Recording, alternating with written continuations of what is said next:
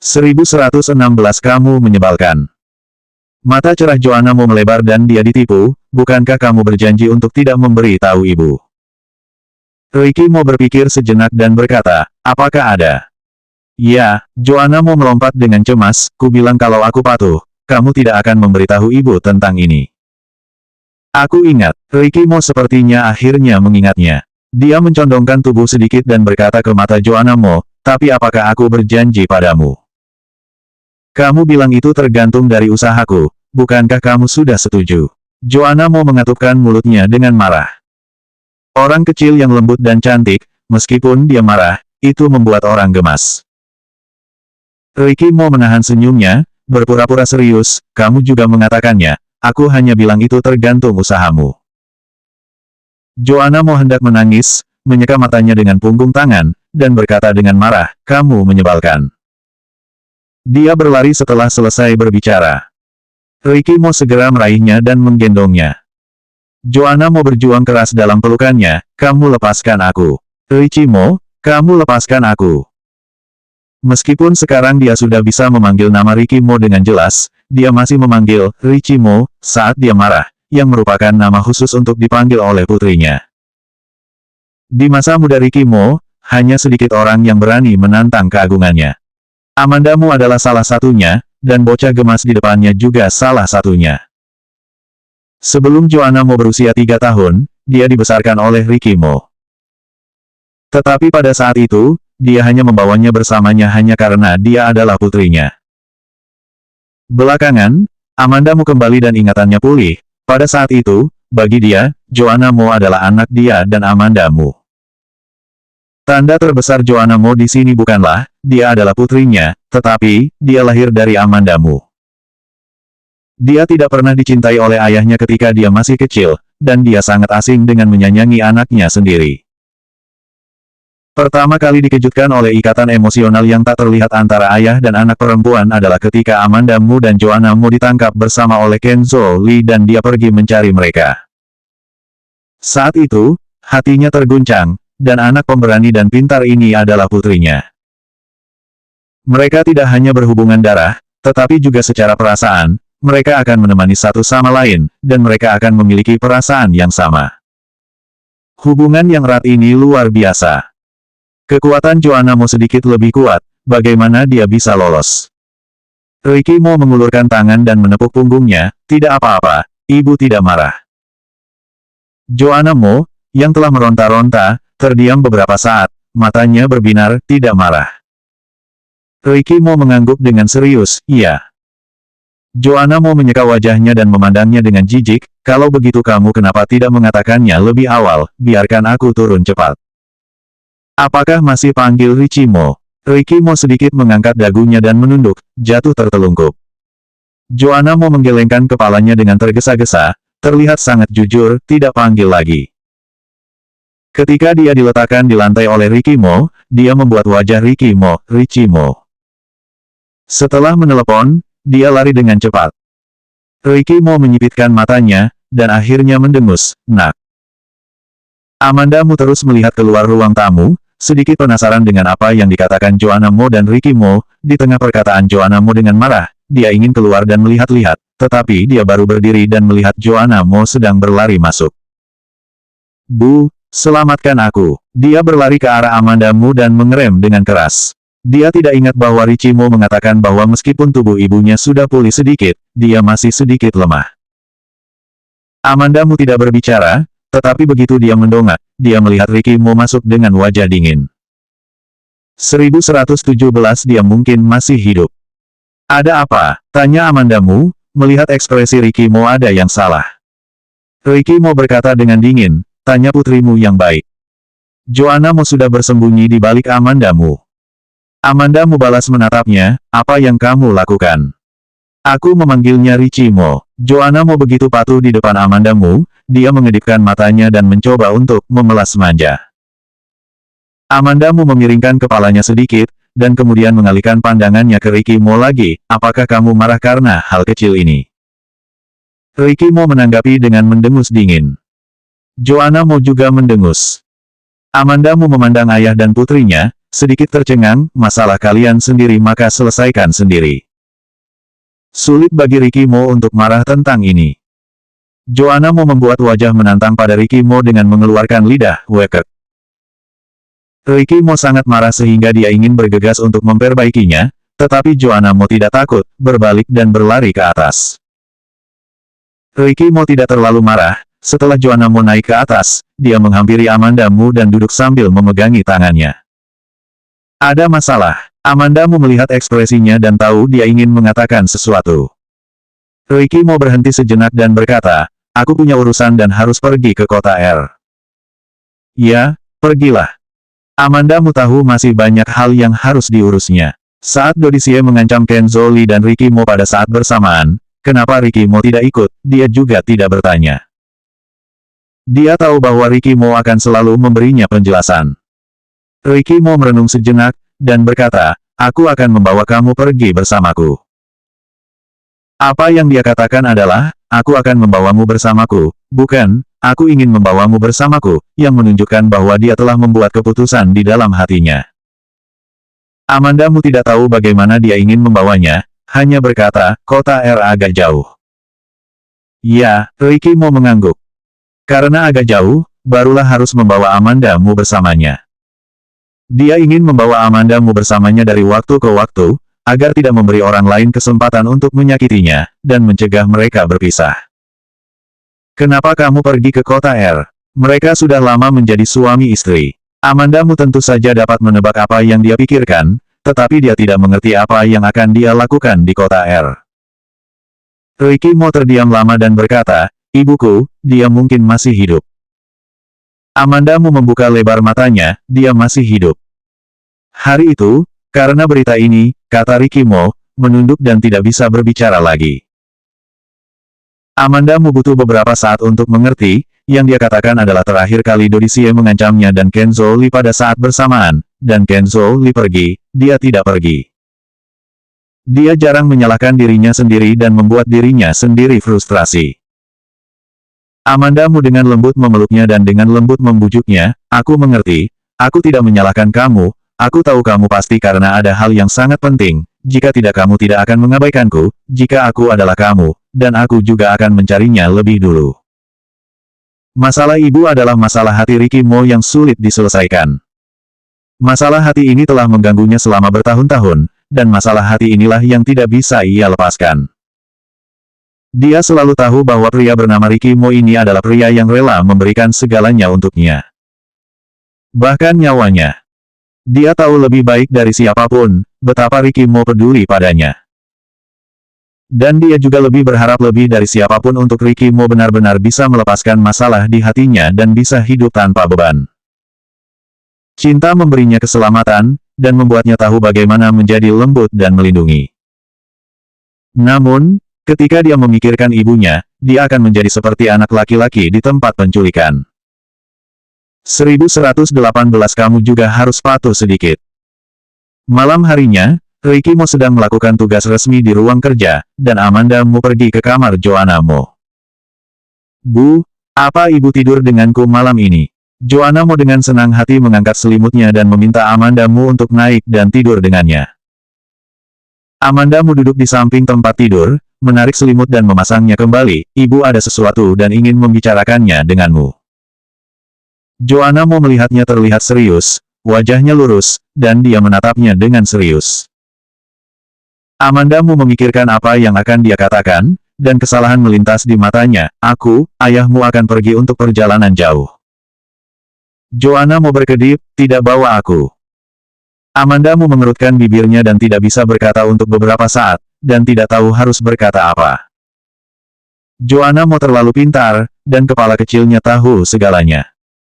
Karena terlalu jauh, dan kamu masih harus sekolah, lain kali aku akan mengajakmu. Amanda Mo menyentuh kepalanya, nadanya sangat lembut karena menyalahkan diri sendiri. Dia baru saja kembali, tapi dia pergi lagi. Meskipun Joanna Mo baru masuk TK dan tidak memiliki tugas sekolah, Amanda Mo dapat membawanya ke kota R, tetapi jika dia melakukan ini, itu akan membuat Joanna Mo merasa bahwa peraturan bisa tidak diikuti. Anak yang sangat pintar, lebih baik dia harus dibimbing.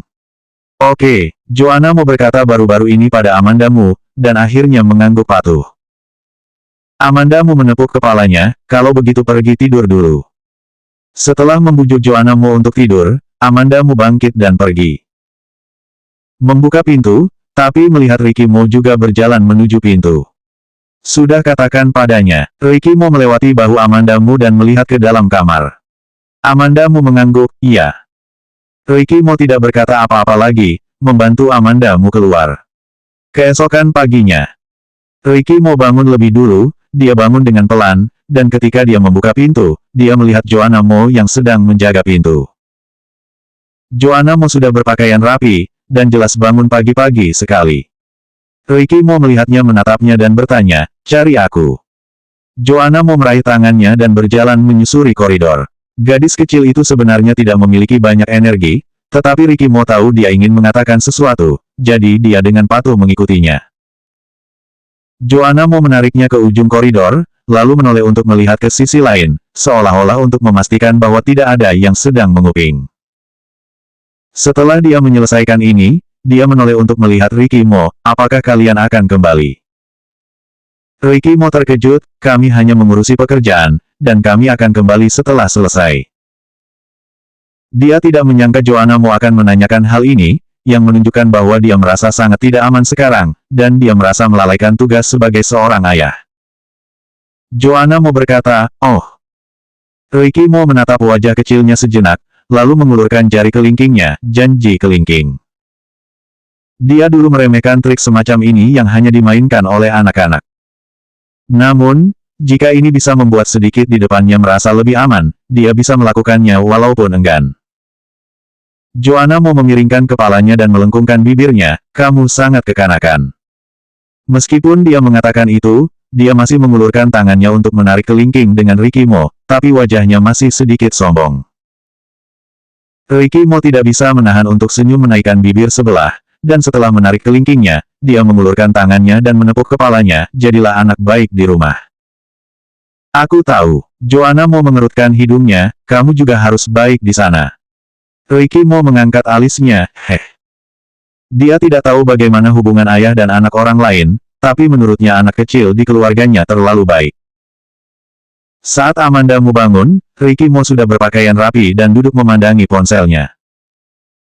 Mendengar gerakan di atas ranjang, Ricky Mo menoleh ke arahnya, jadwal perjalanannya sudah diatur, dan kita akan berangkat ke kota R pada sore hari. 1119 di sana gedung Feiting. Saat sore hari, Amanda Mu dan Ricky Mo berangkat dari rumah. Saat mereka pergi, Joanna Mo masih di sekolah dan belum pulang. Amanda Mu sedang duduk di dalam mobil, melihat keluar jendela dengan heran. Setelah menerima telepon, Ricky Mo menoleh untuk melihat Amanda Mu dan berkata, jangan khawatirkan Joanna. Kita tidak ada di rumah saat dia pulang. Meskipun sudah lebih dulu memberitahu Joanna Mo bahwa dia dan Ricky Mo akan pergi ke kota R, tapi Joanna Mo pasti tetap merasa kecewa. Ricky Mo hanya menunduk dan berkata, dengan cepat akan segera kembali. Kalimat ini memiliki beberapa elemen yang menghibur. Kali ini pergi ke kota R karena masalah ibu Ricky Mo. Terakhir kali Kenzo Lee mengirim kabar kepada Ricky Mo bahwa ibunya mungkin masih hidup, Ricky Mo mencarinya ke sana, dari rumah ke luar negeri, dari luar negeri sampai ke rumah, dan akhirnya menemukan kota R. Dan Amanda Mu punya firasat bahwa kali ini tidak akan sesederhana itu. Entah itu Dodi Xie, Kenzo Lee, atau Eriko Xie, meski gol ketiganya tidak konsisten, tak bisa dengan mudah membiarkan Ricky Mo mencapai keinginannya. Ricky Mo berkata bahwa dia akan segera kembali, tetapi Amanda Mu tahu betul bahwa setelah perjalanan ini, dia tidak akan segera kembali.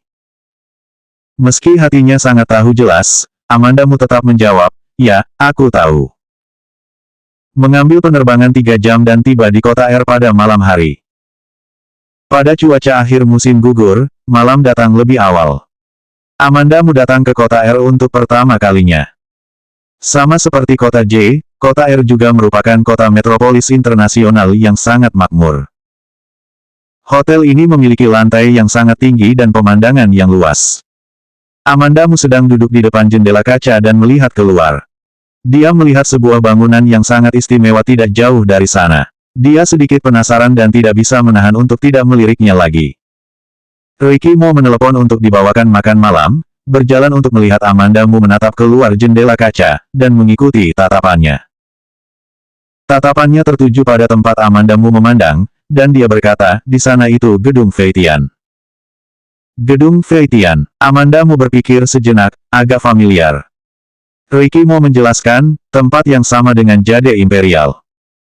Ketika Amanda Mu mendengarnya mengatakan ini, sesuatu muncul di matanya, apakah dulu ada yang membandingkan Jade Imperial dengan gedung Feitian? Ya, Ricky Mo mengangguk. Mereka semua adalah klub top, tetapi karena mereka berada di kota yang berbeda dan memiliki gaya yang berbeda, mereka akan selalu dibandingkan dengan orang-orang, dan itu juga normal. Ricky Mo menepuk kepalanya, aku akan mengantarmu ke sana untuk makan malam besok malam. Amanda Mu tersenyum, oke. Aku memesan makan malam, dan kamu akan istirahat setelah makan. Ricky Mo duduk di sampingnya. Segera, makan malam diantarkan. Ricky Mo berhati-hati, memesan makanan bergizi dan ringan, metode yang disajikan dengan indah dan lezat.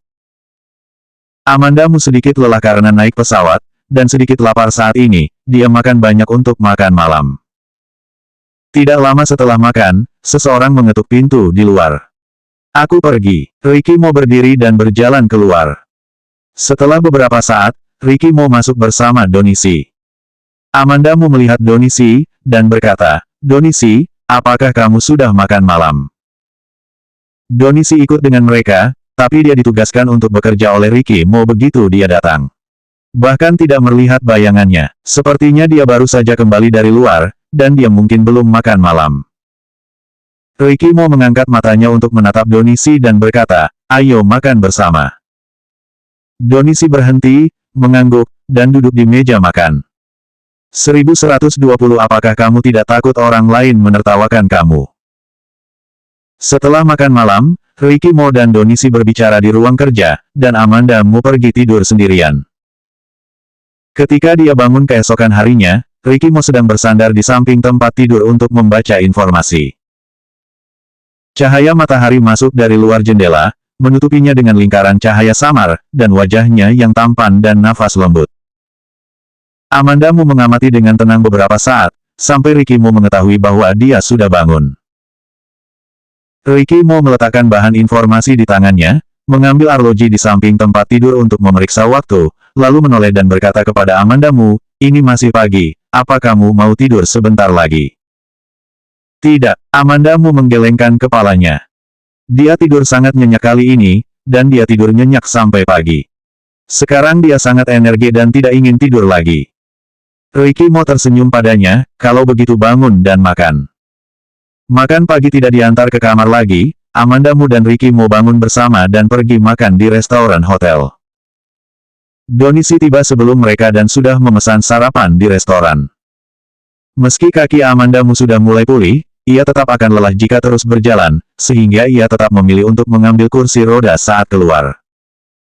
Sekelompok orang duduk di ruang makan, dan seseorang melihat ke sini terus-menerus. Terlihat beberapa orang sudah mengenal Ricky Mo. Lingkaran kelas atas hanya sebesar ini, dan hanya ada sedikit orang yang berada di puncak lingkaran ini. Tidak sedikit orang yang belum pernah bertemu Ricky Mo, tetapi sebenarnya tidak ada orang yang tidak pernah mendengar tentang dia. Jadi, kalaupun dikenali, itu tidak mengherankan. Amanda Mu tanpa sengaja terkena saus saat makan kue. Amanda Mu mengerutkan kening, aku akan pergi ke kamar mandi untuk membersihkannya. Ricky Mo segera berdiri dan berjalan ke arahnya, artinya dia akan menemaninya. Amanda Mu menatapnya tanpa daya, aku bisa pergi sendiri. Ricky Mo menunduk dan tidak mendengarkan apa yang dia katakan, mendorongnya ke kamar mandi. Amanda Mu dengan keras kepala, mengodanya, apakah kamu tidak takut orang lain akan menertawakanmu? Ricky Mo berkata dengan tidak setuju, menertawakan aku. Menertawakan kamu, tiba-tiba Amanda Mu berpikir. Keduanya tampaknya tidak memiliki akta nikah, tapi dia segera tersenyum, istri budak. Setelah mengalami banyak hal, Amanda Mu merasa tidak penting memiliki akta nikah itu. Ricky Mo berdiri di belakang Amanda Mu, dan dia tidak bisa melihat wajahnya. Setelah beberapa saat, dia mendengar Ricky Mo berkata pelan, mereka iri padaku. Amandamu tertawa, berbicara seolah-olah orang lain tidak punya istri. Ricky mau berkata perlahan, itu berbeda. Tentu saja istrinya yang terbaik. Ruang bicara telah mencapai kamar mandi, Amandamu kembali menatapnya, kamu tunggu aku di luar. Amandamu membersihkan saus di bajunya, dan ketika dia keluar dari kamar mandi, dia menemukan ada seorang pemuda di sisi berlawanan dari Ricky Mo. Keduanya seharusnya berbicara tentang sesuatu, tetapi ketika dia keluar, mata mereka tertuju padanya. Amandamu bertemu dengan tatapan pemuda itu dan tidak bisa menahan diri untuk tidak merasa tercekik. Umur pemuda itu terlihat tidak jauh berbeda dengan Ricky Mo. Meski berdiri di samping Ricky Mo, auranya tidak melemah, matanya tajam seperti pedang, yang sangat mengesankan. Tatapan pria itu tertuju pada wajahnya sejenak, tatapannya berpaling, dan berhenti di telinganya.